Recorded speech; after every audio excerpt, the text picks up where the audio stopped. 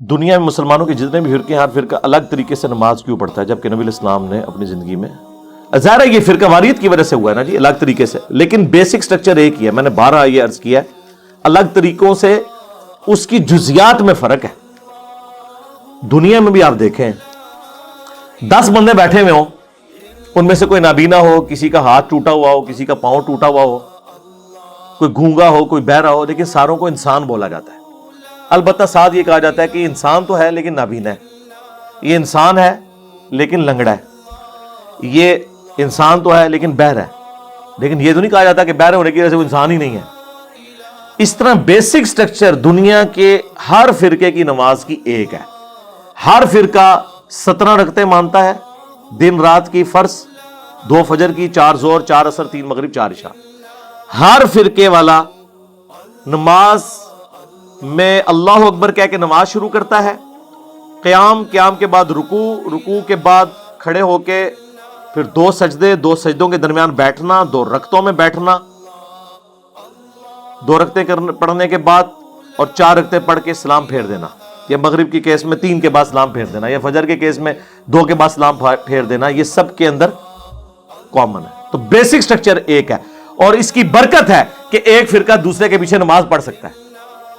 ورنہ مجھے بتائیں، اگر قیام کے بعد شیعہ ڈائریکٹ سجدہ کرتے ہوتے اور سنی رکوع کرتے ہوتے تو سنی شیعہ ایک دوسرے کے پیچھے نماز پڑھ سکتے تھے؟ یا فجر کے شیعہ 2 فرض پڑھتے ہوتے اور سنی 4 پڑھتے ہوتے؟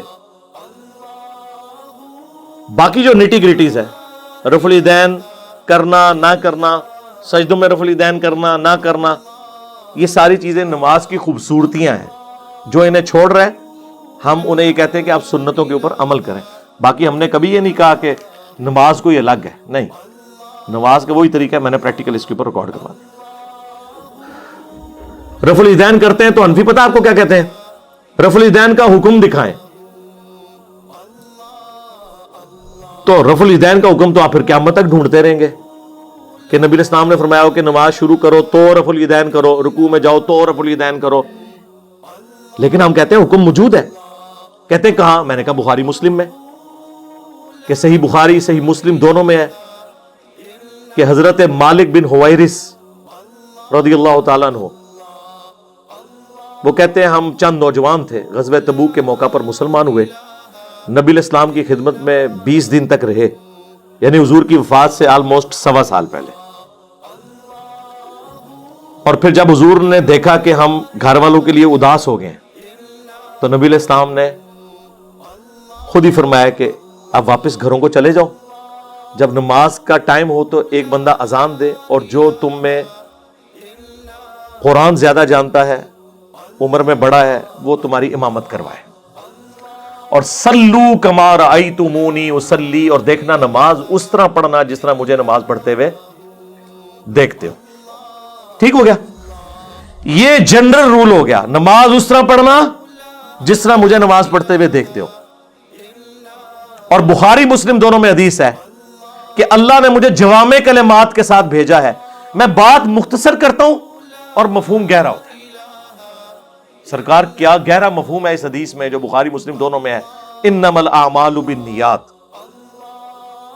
اعمال کا دار و مدار تو صرف نیتوں کے اوپر ہے۔ مختصر، تو یہ بھی مختصر جملہ تھا، صلو کما رأیتمونی اصلی، نماز اس طرح پڑھنا جس طرح مجھے نماز پڑھتے ہوئے دیکھتے ہو۔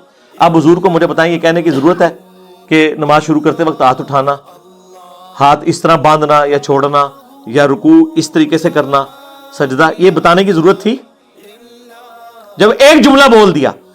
ہاں، اب ہماری یہ ضرورت ہے کہ ہم مالک بن حویرث کی نماز دیکھیں کیسی تھی۔ یہی ہے نا، یہ جو کہہ رہے ہیں نا آپ صغیرہ کبیرہ جوڑ کے نتیجہ کرالریز بنا کے، جی اسی طرح کرالریز سے ہی نتیجہ نکلتا ہے۔ پورا دین، اس کے عقیدے، اس کے احکام و مسائل اسی طریقے سے ہی نکلتے ہیں۔ تو مالک بن حویرث کی حدیث بخاری مسلم دونوں میں ہے کہ جب وہ نماز شروع کرتے تو دونوں ہاتھوں کو اٹھاتے، بخاری میں تو اٹھانے کا ذکر ہے، مسلم میں ہے کہ کانوں تک اٹھاتے، یعنی انگلیاں کانوں کی سیدھ میں اور ہتھیلیاں کندھوں کی سیدھ میں، اور رکوع میں جاتے وقت بھی اور رکوع سے اٹھتے وقت بھی۔ اور بلکہ بخاری میں تو جلسہ استراحت کا بھی ذکر ہے کہ مالک بن حویرث اس وقت تک طاق رکعتوں میں قیام کی طرف نہیں جاتے تھے جب تک کہ بیٹھ کے اٹھ نہ جائیں.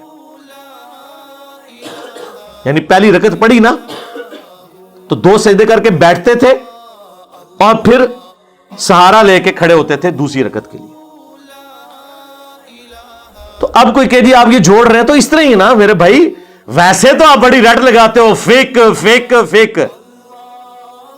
او جی وہ فقہا ہوتے ہیں, مجتہد ہوتے ہیں, جن کے سامنے ساری احادیث ہوتی ہیں, پھر وہ ایک رزلٹ نکالتے ہیں. ادھر جو ساری حدیث ہیں جو غلط رزلٹ کٹ رہے ہوتے ہیں وہ مان لیندے ہو, اور جو بندہ ساری آیات اور احادیث سے صحیح رزلٹ نکال کے بتا رہا ہے, جو ایک ان پڑھ کو بھی سمجھ آ جائے اور ایک پڑھے لکھے کو بھی سمجھ آ جائے, اس کو کہتے ہیں آپ نکال رہے کیوں ہیں؟